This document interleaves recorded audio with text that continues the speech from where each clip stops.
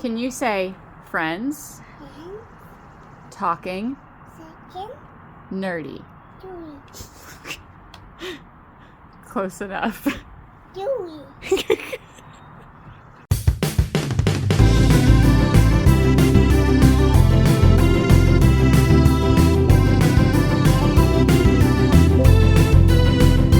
If your friends are nerdy and you are nerdy too, I want to talk to you. Friends Talking Nerdy. Welcome to Friends Talking Nerdy. This is Tim the Nerd, and with a properly putting up Professor Aubrey, we are here for another week of fun and frivolity here at Friends Talking Nerdy. Friends Talking Nerdy Central, that's right. That's right. Now, before we dive into our main topic kind of deals with something that you dealt with today as we record this. You went to the doctor. I did go to the doctor. I went to the orthopedic doctor because I've, as you know, have had a pain in my neck and shoulder for years. I was trying to fix it a couple of years ago and did physical therapy and massages and acupuncture and all the things. It improved a little bit, but not much. And I think I just got frustrated with the process. So I stopped doing that. And also, it was expensive to do all that stuff. Anyway, I went to the orthopedic doctor again with renewed hope that I would be able to do something about my terrible neck pain. And unfortunately, the doctor told me I have osteoarthritis, which is, a disease that most people get. It's not a big deal. I'm of the age of getting that. But what I didn't realize is that there are more young women, meaning like 50 to 60, developing osteoarthritis now than there has been in the past. And nobody really knows why. But, so I think I'm a little young to get it, but not by much. So really I'm focusing on what I can do to combat the degenerative impacts of such a thing.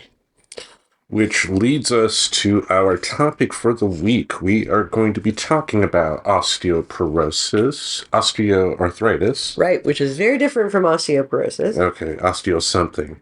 Yeah, I'm paying attention here. Ha ha ha. Yeah. Yes, to make it clear, very obviously, I am not a doctor. Professor Aubrey is not a doctor. Yes, we are not medical experts in any way, shape, or form.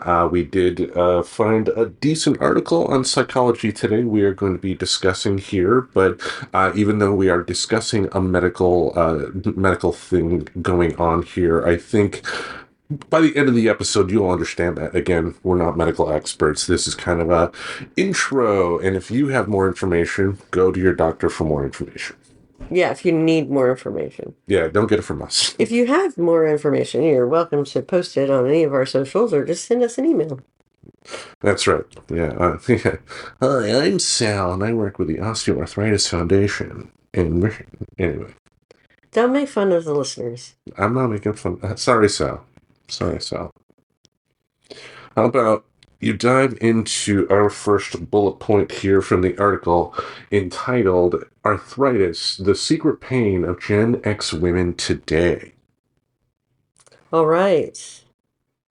I'll start with the first bullet point, which is middle-aged makeover meets hidden crisis. Generation X, born 1965 to 1980, is redefining midlife with humor, nostalgia, and creativity. Think grocery store disco playlists, menopause parties with uterus cakes, and memes about receding hairlines. Amid this cultural renaissance, a serious health issue, arthritis, continues to fly under the radar, especially among Gen X women. While the generation celebrates aging, the article warns that behind the jokes lies a largely unseen epidemic.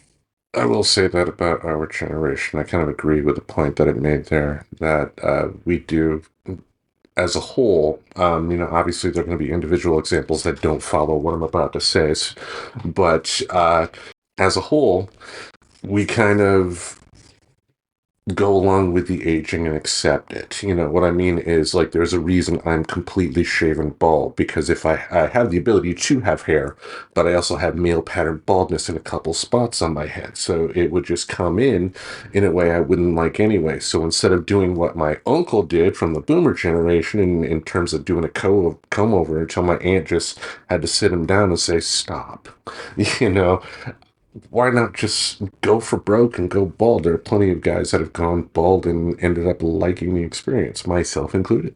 That's cool. I mean, I think losing your hair is a sign of aging in men, and many men I know eventually start shaving their heads because it's just easier to deal with, I think.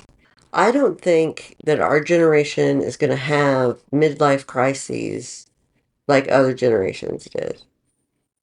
Like, I think we already had ours in our 30s, and now we're sort of settled into our personalities. Well, if you think about it, like, you know, like the end of the 90s would have seen us in our mid to late 20s.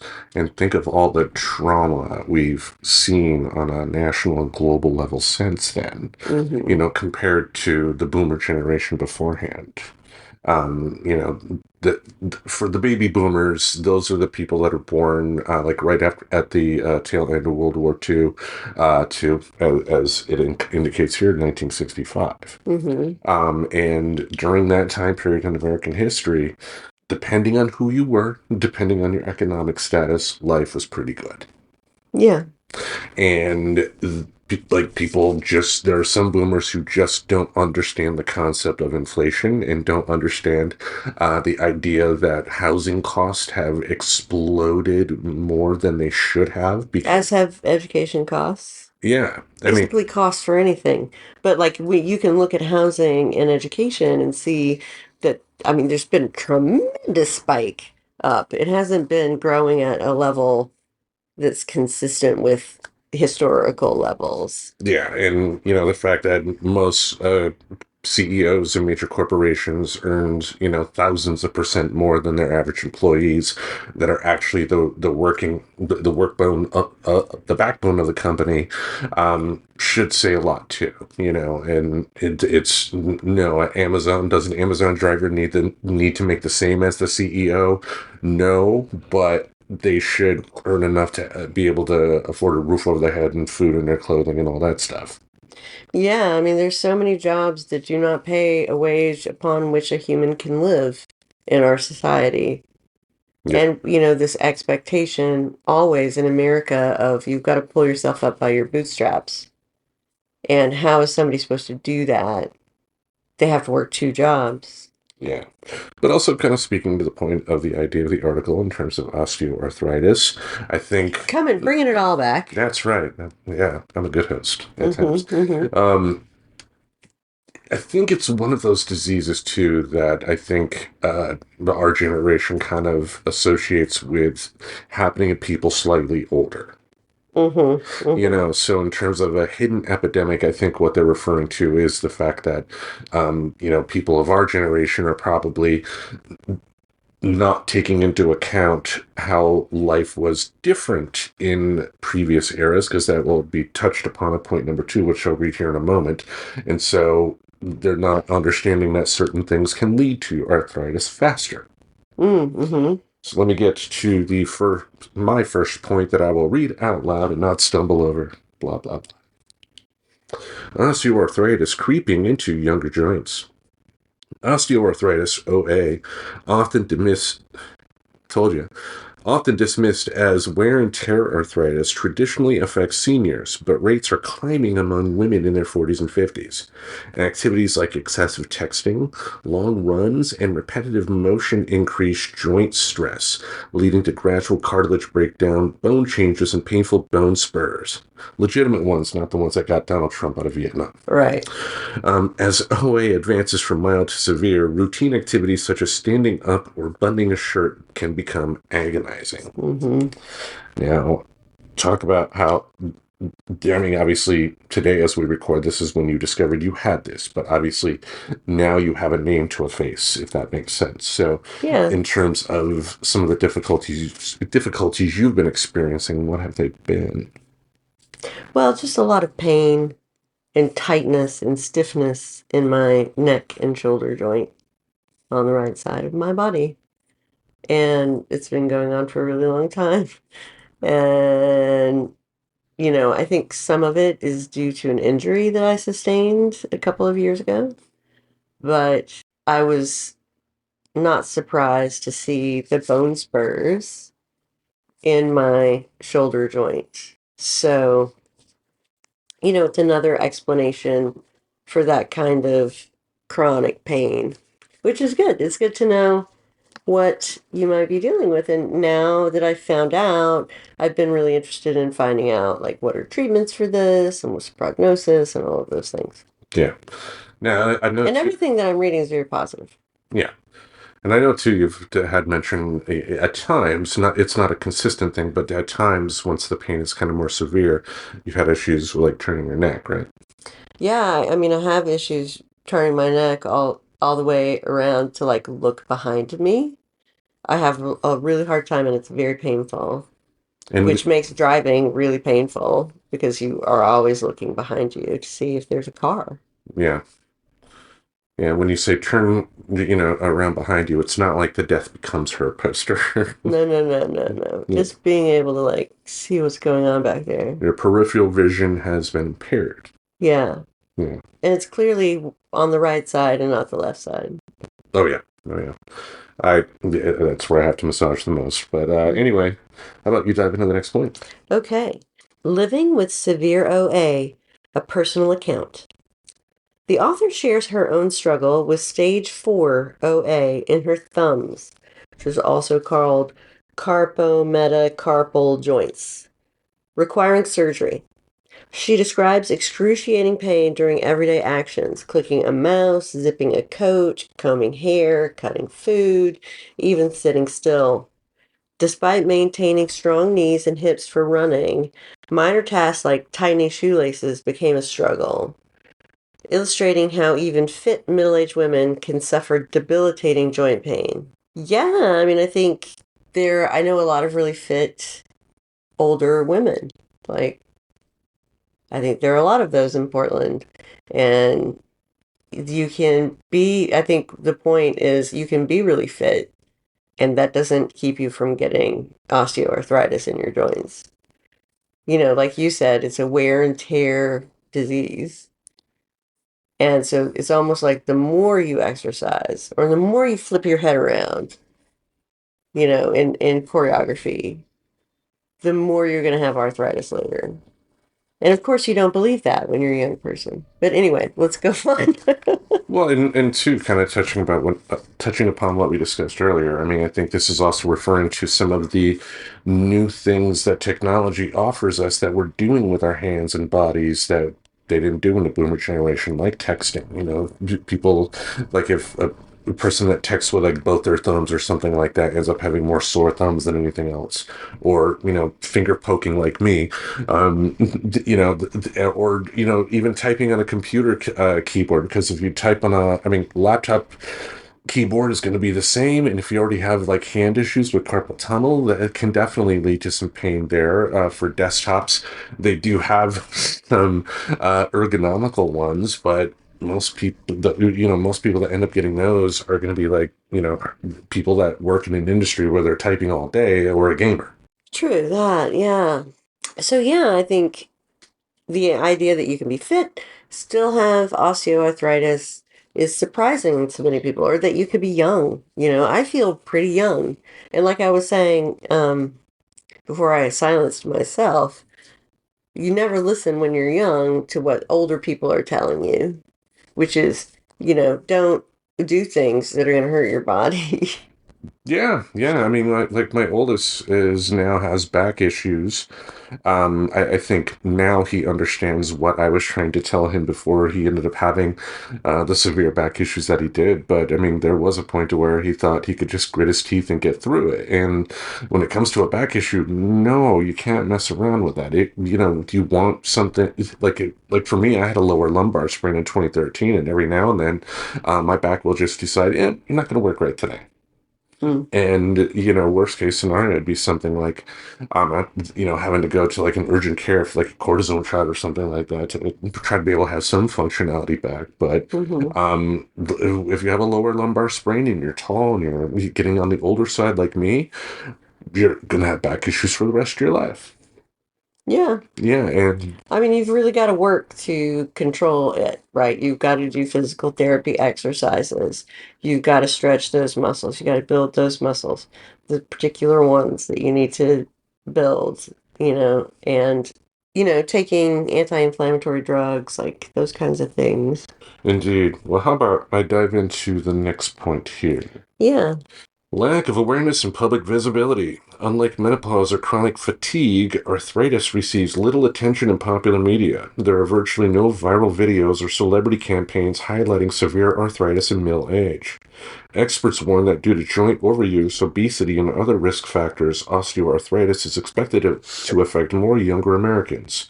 Raising awareness is essential so that Gen X women can recognize symptoms early and seek help. I can understand why something like this may not get the public exposure like cancer would get, but it still needs some exposure. People do need to be made aware of it, especially for, us folk creeping up into older and older age. Because if we discover at least at the end of the day, if you can discover you have it, then you can learn how to properly manage it to where it won't hopefully get worse, right? Mm-hmm. Yeah, absolutely. Yeah, and like, And the next point is sort of that point. we'll dive into it. Dive into it. This is getting diagnosed is the first step. Some joint stiffness is part of aging, but persistent pain that interferes with work, parenting, household tasks, or exercise warrants medical evaluation. X-rays are recommended to determine cartilage loss and osteoarthritic staging, which guides treatment planning. While degenerative disease cannot be stopped, symptom management strategies can greatly improve quality of life. So, it's a bummer that it's something that you cannot just deal with and be cured from. But I have other diseases like that, diabetes and high blood pressure, and like I have to deal with those things. And so I will just deal with these things. Yeah, and yeah, you were coming home. You're like, oh, they told me I had to go get massages on a regular basis. Oh, and acupuncture too. Darn, gee willikers. There goes my day. I'd rather not have the pain, but Yeah. okay. No, being medically prescribed those things, Yeah. Yeah. That would be like if a doctor said to me, Tim, you got to go to a hot tub every week. I'd be like, oh, okay, I will. I'll do one for the team. Okay, well, let's hear the next. The next point is going to be the last point. Building support systems and accepting help. The piece emphasizes that asking for help is not a weakness, especially for sandwich generation women juggling aging parents, teen or adult children, and career demands. Leaning on family, seeking workplace accommodations, and accessing community or medical resources can help maintain independence. The article reminds readers that taking care of oneself is essential for keeping life running long term. That is something you do got to take into account, just what you can really truly offer in life. I mean, like when it comes to work, the older you get, the more it's important to know your limitations, like at work. Like if you are at a employer and there is a possibility that you could be offered a position in management or something like that, and you did a deep dive and you thought about whether to take the position or not, and you understood that, that position would take a lot of time that you currently have for yourself and take that away from you. It's like the older you get, is that something you really truly want, especially when it comes to having, medical issues, even something extremely manageable. Mm-hmm. Yeah, I mean, I think there are two tracks. There's more than two tracks in life, but two that I notice a lot in America, where one is going to make a lot of money and the other is not really going to make a lot of money. And I think the people who are going to make a lot of money, for them, they're pushing themselves beyond what they should be doing, and they're not taking care of themselves. This has been my experience. This is just, it's not everyone, obviously. Like, a lot of really wealthy people are very go-getters and in very great shape and spend a lot of time caring for themselves. I'm not saying it's everyone. Younger people don't really have the resources, and like people on the lower economic scale don't really have the resources to engage in the kinds of self-care that are most meaningful, like getting massages, like something that could actually help relieve pain. Yeah, I mean, that's considered a luxury. I mean, like wine drinking soccer moms would not give up a massage, but they may vote against a tax measure that would give a poor person an opportunity to have a massage, a poor person that was dealing with something like osteoarthritis. Trying to use it for some sort of pain management so they can keep going. Because as far as I'm concerned, like if me having an extra dollar or two taken out of my paycheck each week helps somebody in a lower tax bracket keep on working, I mean, that's gonna allow them to continue to put money in the system. If they didn't get that massage and it led to them getting some sort of severe injury, or due to an illness preventing it to where they wouldn't be able to work, that's not helping anybody. No, I it's mean, not. yeah. So I don't get why we as a country don't embrace more preventative care like that. Just economically, it just seems like Well, you know why? You insurance. know why. Yeah. And it's because there's not a single payer. So all of the benefits of right action don't accrue to the people who have to provide the medical care. So by providing medical care, they make money. By not providing medical care, they don't make money. So they want people to be ill so that they can make money treating them. They don't want to do preventative medicine. Now, where you can see it in action is in HMOs, health management organizations. The first of which was Kaiser, which started out as a medical program for dock workers during World War II and after World War II. And it was the Kaiser shipyard, and so the medical services were named after him. And that organization just grew and grew, and it is a single payer system, meaning there's one group that pays for the medical bills of patients. There's another group that provides the medical care. Then you pay into that system. So the goal of that system is to minimize expense because they get to keep all of your premium that you don't spend. So they want you to not spend your premium because then they can keep your premium, which is how they make money. So in an HMO, the organizations really should want their members to be healthy so that they won't use their benefits against their premiums. Yeah.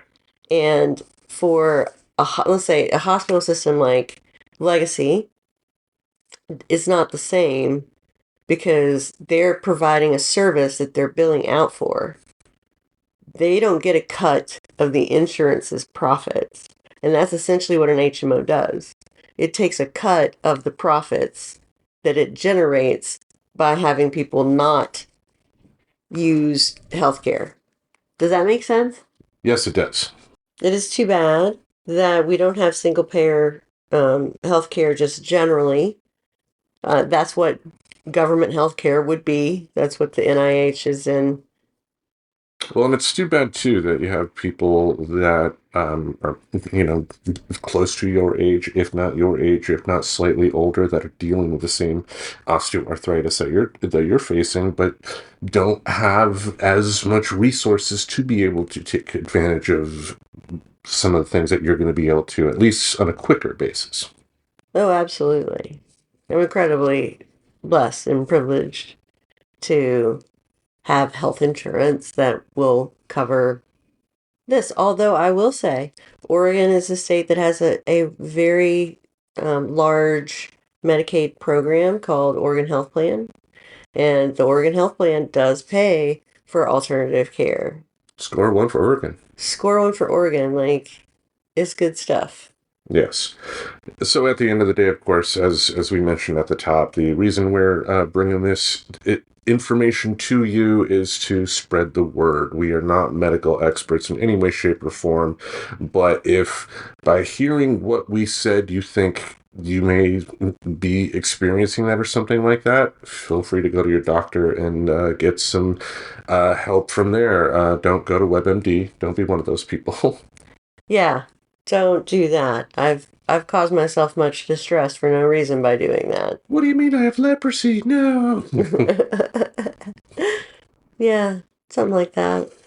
Well, all right, then. Before we wrap things up this week, unless you have anything else you want to say about osteoarthritis.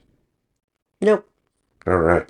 Before we wrap things up this week, first of all, we want to give our condolences to the family of Malcolm-Jamal Warner. Absolutely. Yes. At the day that we record this, word came out that he tragically drowned during a family vacation in Costa Rica.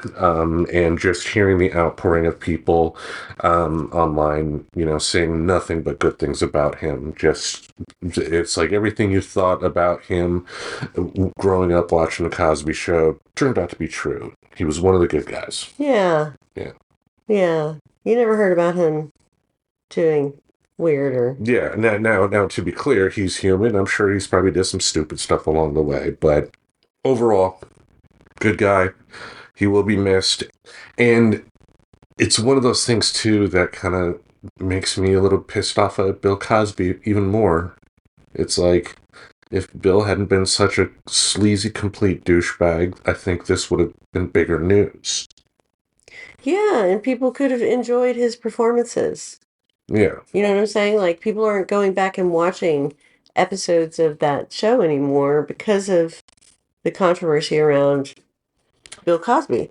And so his like performance is not being appreciated. Yeah. Like, I think people in our generation who grew up on, watching the show on NBC back in the day, like, yeah, we kind of experienced this when the whole Bill Cosby thing happened anyway. It's like you have that positive feeling of, positive memories from watching that show because that show did do a lot of good.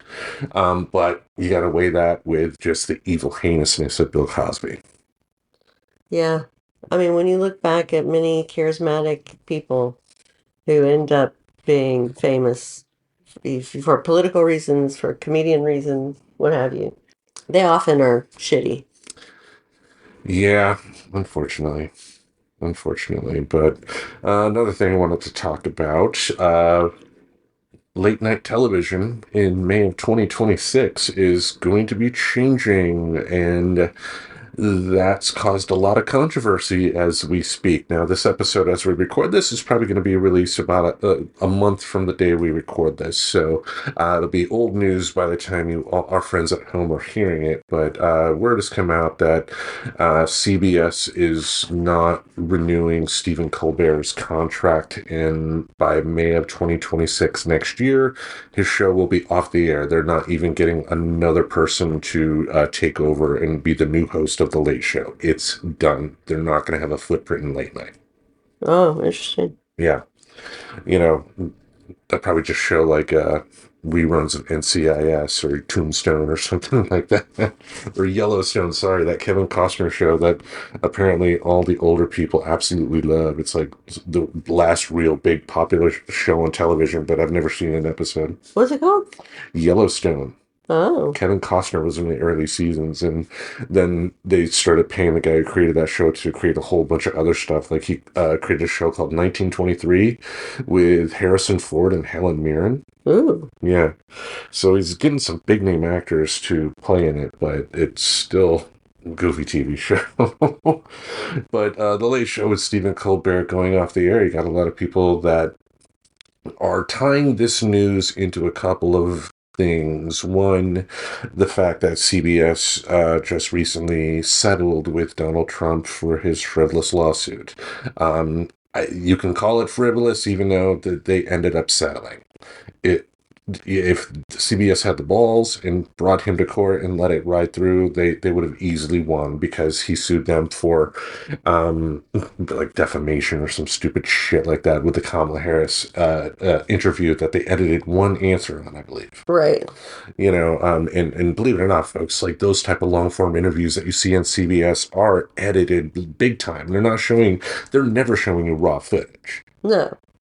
You're not watching it live as it happens. Yeah, and it's not recorded live. Yeah, and obviously too, in Trump's case, like, how can you say it was damaging when you won? Yeah. There might have been a case, but anyway, the CBS Corporation settled because the current CEO, Sherry Redstone, put the company up for sale, and there's a company that wants to buy it, and they have to go to, I believe, the FEC to get approval. And they feared that if they did not settle this lawsuit, that they wouldn't get it. Yeah, the merger would be denied. So they went ahead and settled a court case that they would have won. So I still think it was a frivolous case, but I guess if you look at it from, Mango Mussolini's side, how can it be so frivolous when you get money? Yeah, I mean, it brings up the practicality of litigation, because people are always like, they should sue, or isn't that illegal, or he can't do that, and somebody ought to take him to court.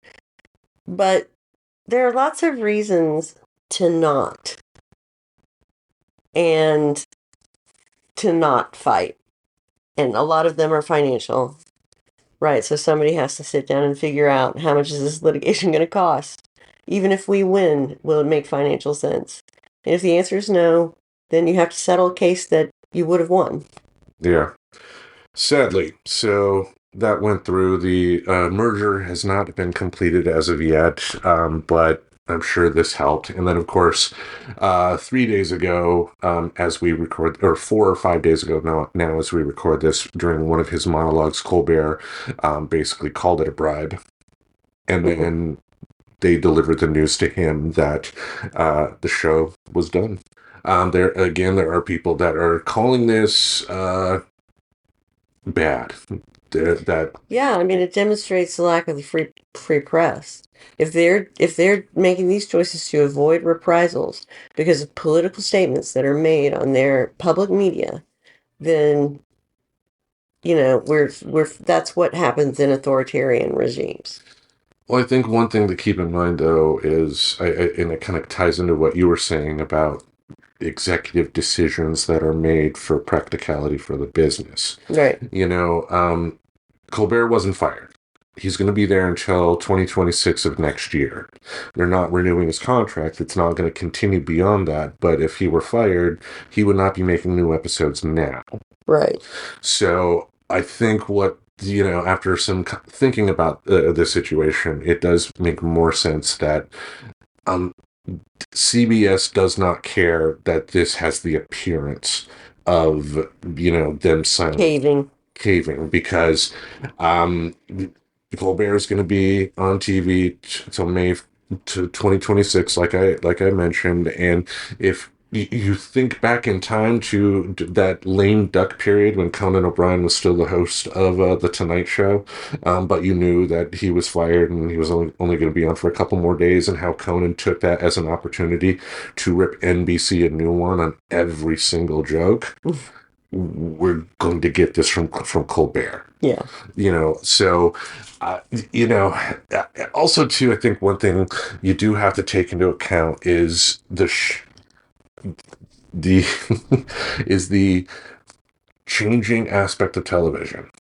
Late night TV does not make the money it once did back in our day. Mm-hmm. Not even what it made 10 years ago. Mm-hmm. Advertisers only really want the younger demo. And we're no longer in that younger demo ourselves. We're slightly aged out of it, but like my kids are the demo that that advertisers are going for, and my kids are not staying up at 11:30 at night to watch Stephen Colbert. What are they doing? Video games, whatever. My oldest work, my youngest, who knows? I don't want to know.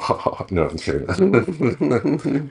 But they're not watching Colbert because late night TV is a much different experience than them, because like, if there is something funny on a late night show, the clips end up within hours on YouTube anyway. Right, that's why I stopped watching Saturday Night Live. I was like, all the good skits are going to be on YouTube tomorrow. Yeah, and I think part of this too, because CBS, sent out word when the word came that, Colbert was not going to be the host after May of 2026, that it was how many times can I say May of 2026? They said the decision was a financial one.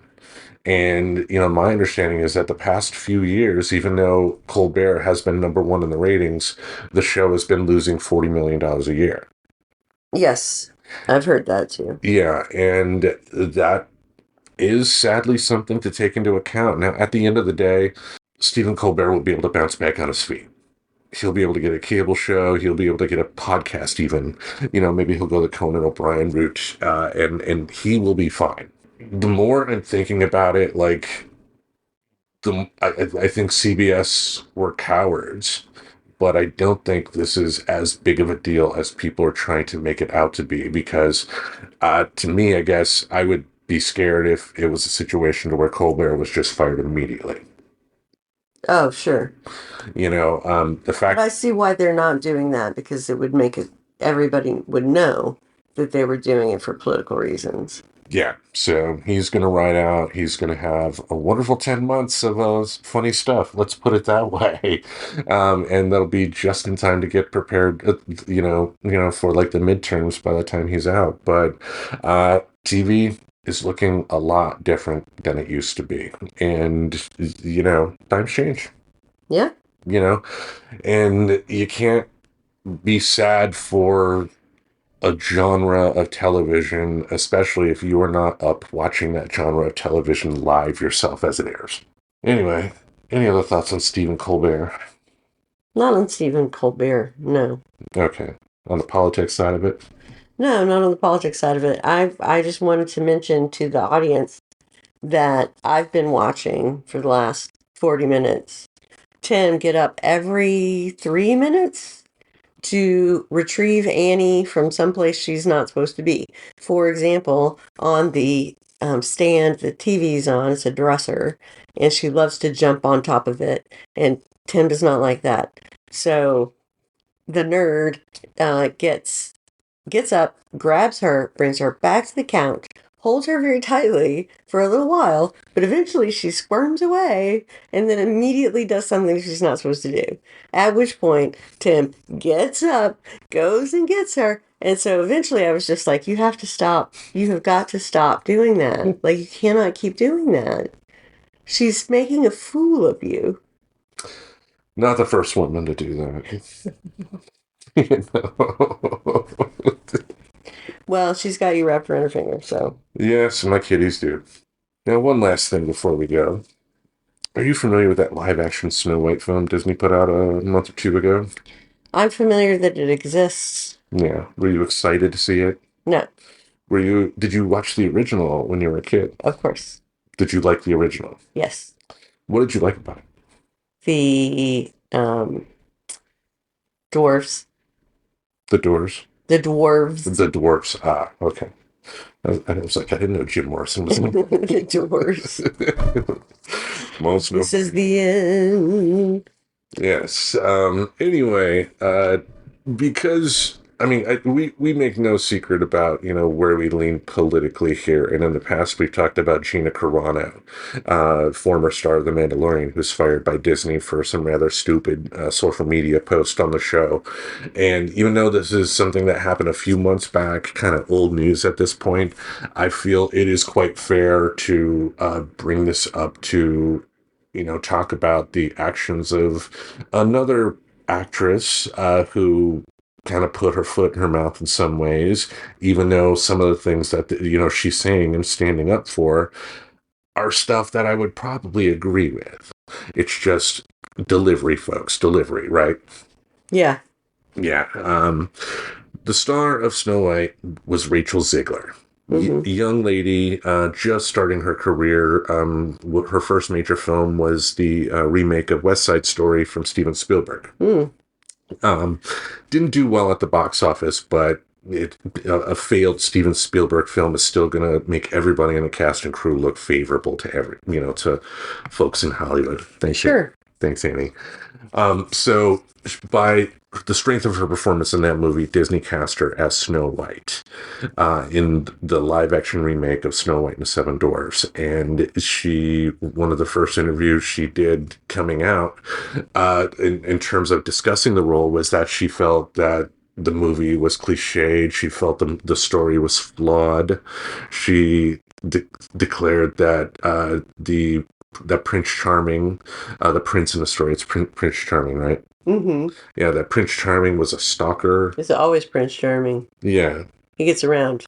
Damn right.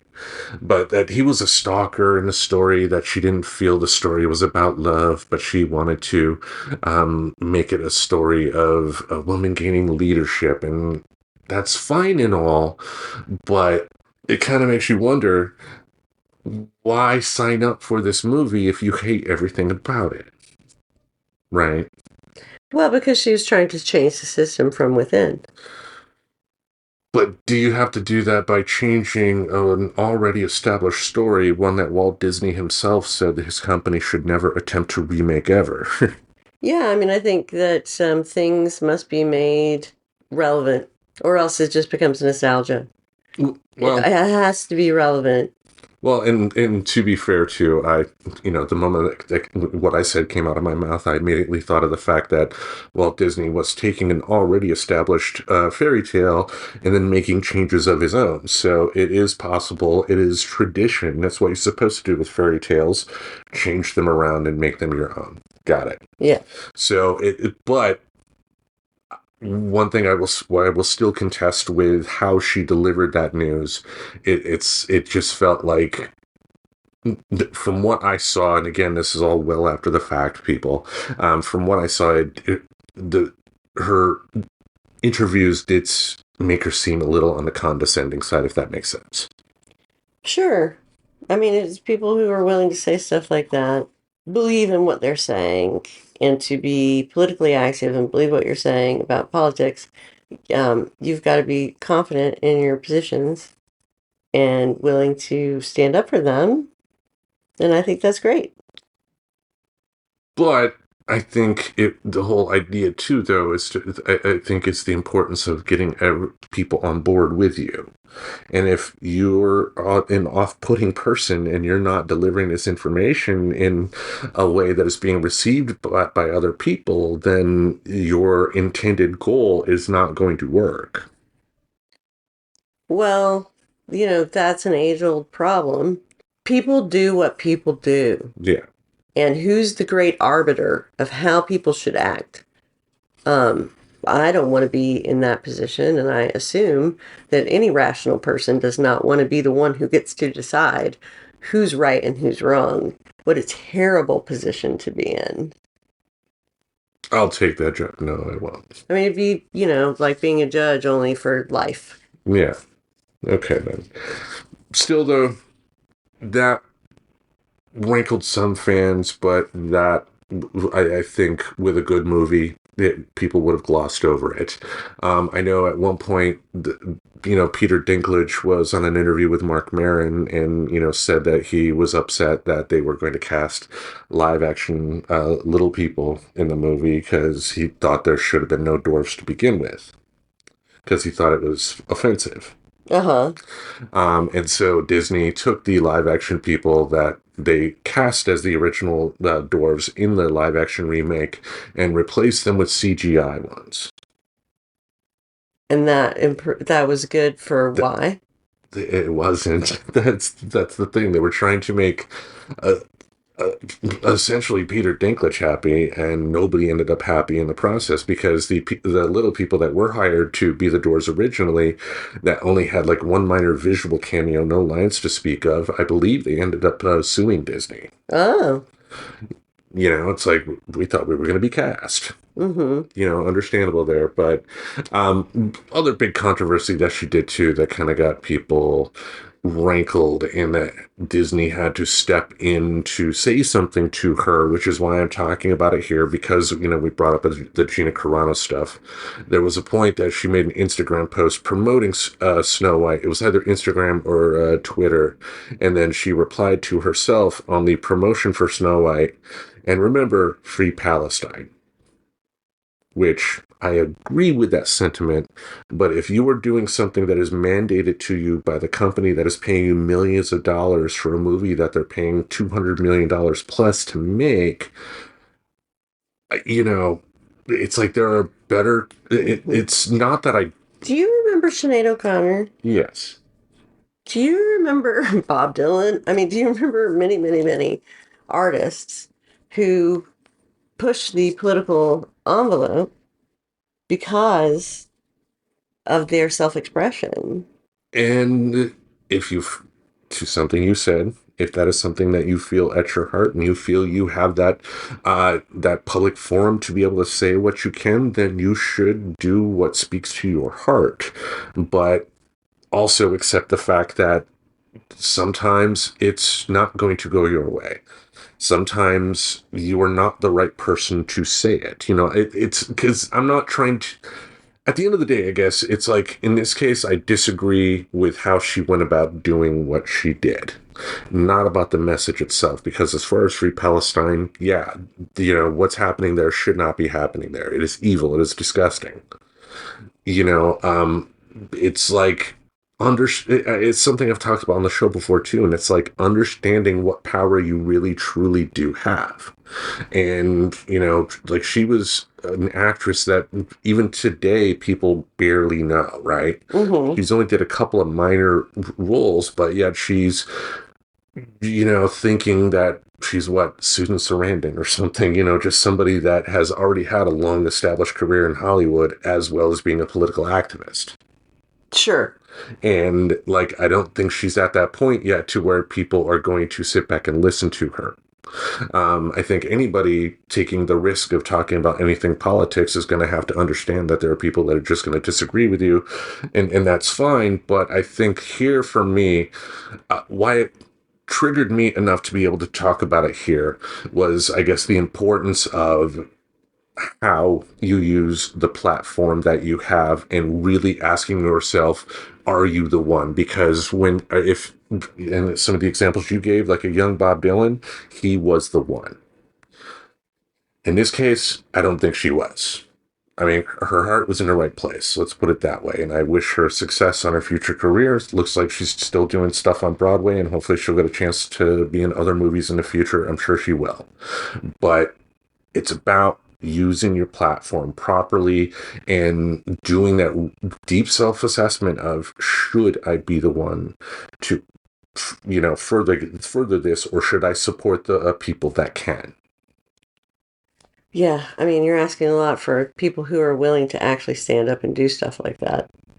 There's a reason that they're the people that are trying to do it.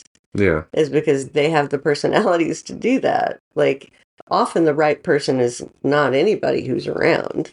Anywho. I didn't expect to come into this segment with an answer. Let's put it that way. Yeah. But I do think it was some valid points. And like I said, too, the fact that, we've talked about Gina Carano in the past. If someone I feel saying stuff that I generally agree with, I feel puts their foot in their mouth, I think it only fair that I use my platform to discuss that as well. Yeah. Yep. Any other thoughts on that? Nope. All right. Shall we release Annie? Let's release the hounds. All right. Release the felines. Mwaha. Yeah, she's like, are you guys done yet? Kitty. Anyway, each Monday we'll have something in this podcast space to entertain your ear holes. Until we meet again, we bid you adieu. So long. Now we need some Bengay. Subscribe to Friends Talking Nerdy on YouTube Music, Apple Podcasts, Spotify, or wherever you listen to podcasts. Goodbye, darling.